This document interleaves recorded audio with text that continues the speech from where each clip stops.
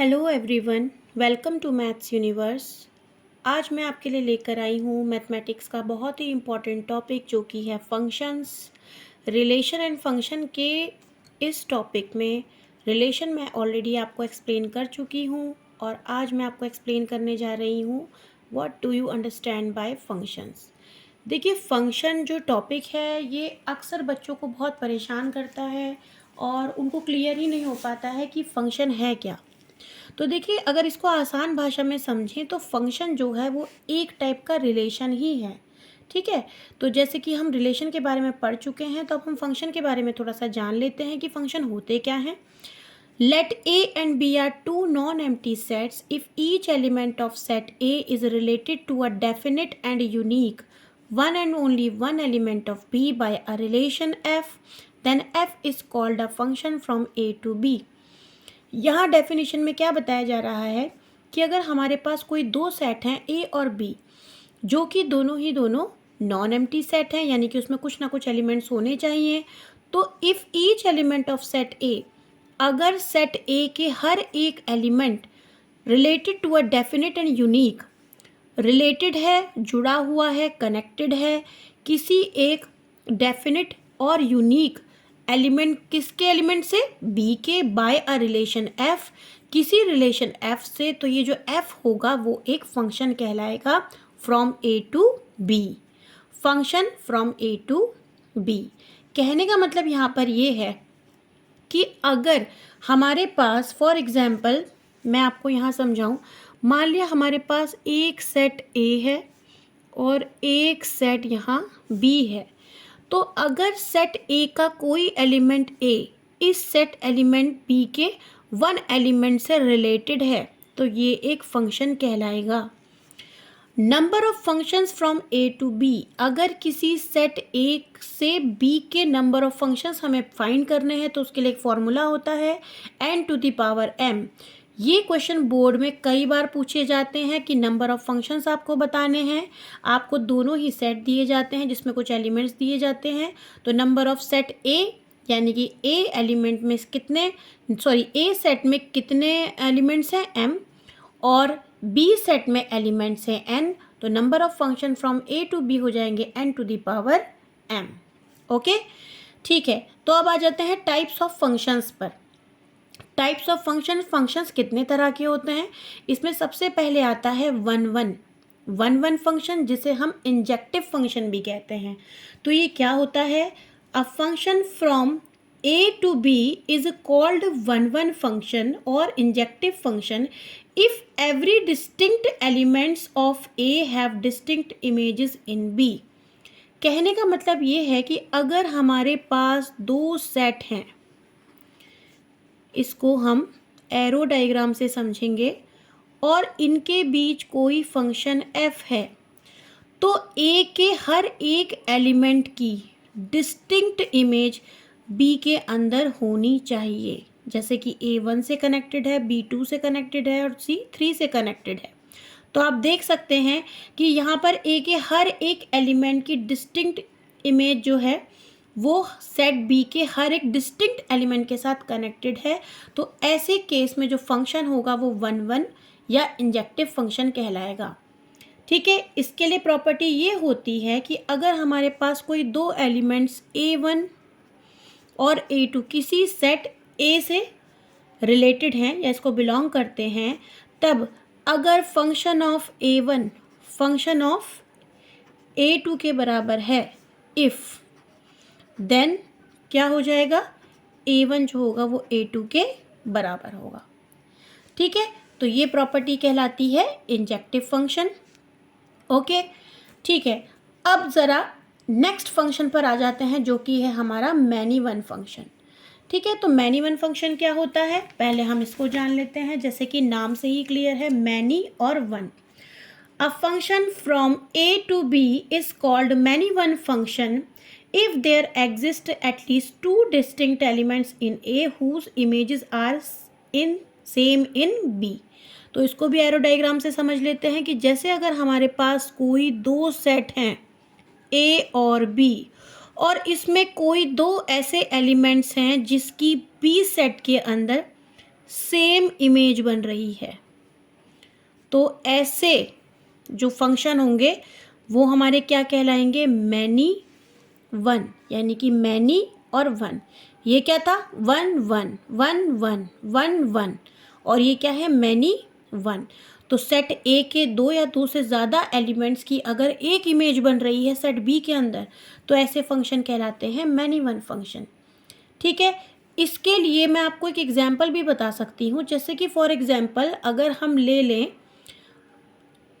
Integers ले लें, for example अगर हम एक सेट ले लेते हैं इंटीजर्स का, ठीक है, तो इंटीजर्स के अंदर आप जानते हैं कि अगर इंटीजर्स के अंदर हम जानते हैं कि 0 भी होगा, 1 भी होगा, 2 भी होगा, -1 होगा, -2 होगा।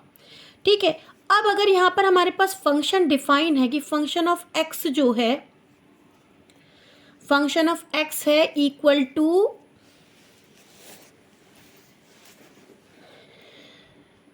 X square. ओके, तो यहाँ पर एक दूसरा सेट ले लेते हैं जो कि ये भी z है। अब इन दोनों के बीच अगर हमें फंक्शन चेक करना है और फंक्शन हमारा इस तरह से ये डिफाइन है, देखिए, तो इस फंक्शन के अकॉर्डिंग जब हम वैल्यूज़ रखेंगे तो हम देखेंगे कि जब हम 1 वैल्यू रख रहे हैं x की, तो यहाँ पर भी इंटीजर्स में यही सब नंबर होंगे, 0 1 -1 -2 -3 8 +8 6 4, कुछ भी बहुत सारे नंबर होंगे। तो हम देख सकते हैं कि जब हमने 1 की वैल्यू रखी तो हमें क्या मिला, 1 का स्क्वायर जो कि यहाँ पर 1 है। तो आपने देखा 1 की जो इमेज बन रही है 1 के साथ बन रही है।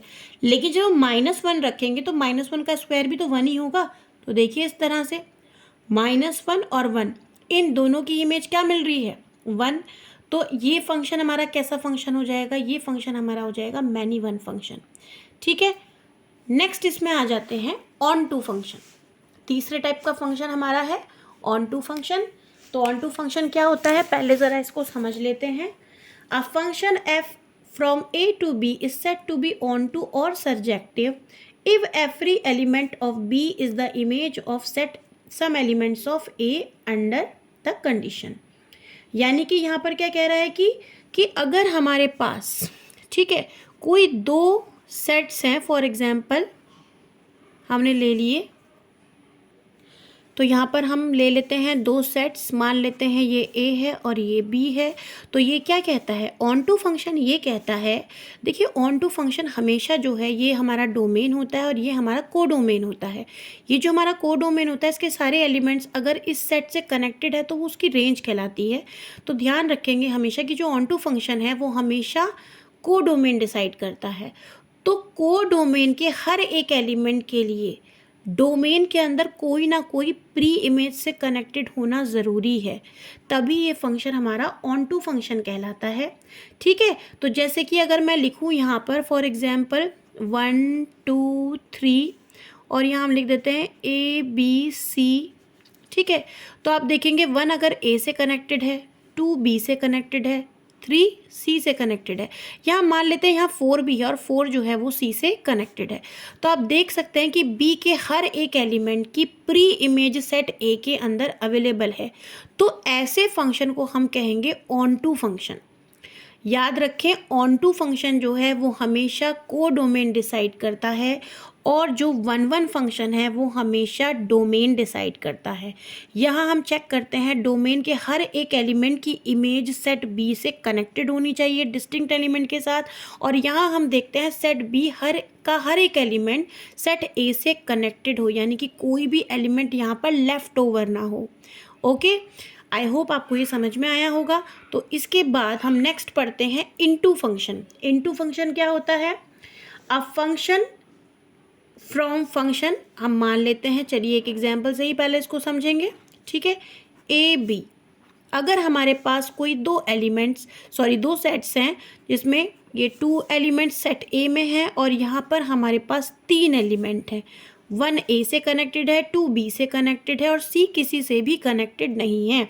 तो अगर ऐसा कोई फंक्शन हमें मिलता है जिसमें सेट बी का कोई भी एक एलिमेंट जो है या एक से ज़्यादा एलिमेंट्स ऐसे हैं जिनकी कोई भी प्री इमेज नहीं है, तो ऐसे फंक्शन को हम इनटू फंक्शन कहते हैं। तो इनटू फंक्शन की डेफिनेशन क्या होगी, a function from A to B is an into function if there exists one element in Y which have no pre-image in A और X, जो भी आपने सेट्स लिए हों, ठीक है। If a function is not onto then it is an into इनटू फंक्शन।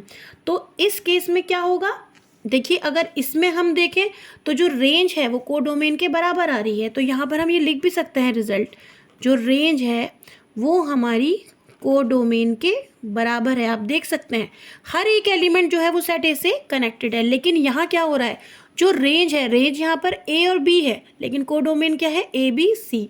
तो यहाँ पर जो रेंज है वो कोडोमेन का क्या हो जाएगा, वो उसका सबसेट हो जाएगा, ठीक है। तो ये हो गया आपका इनटू फंक्शन। अब आ जाते हैं लास्ट टाइप के फंक्शन पे, जो कि है one one and onto function, जिसको हम बाइजेक्टिव फंक्शन भी कहते हैं। तो ये क्या होता है, अगर कोई भी फंक्शन वन वन है और ऑन टू है तो वो हमारा बाइजेक्टिव फंक्शन कहलाता है। A function from A to B is said to be one one and onto और bijective when it is both one one and onto. तो ये था कुछ फंक्शंस के बारे में।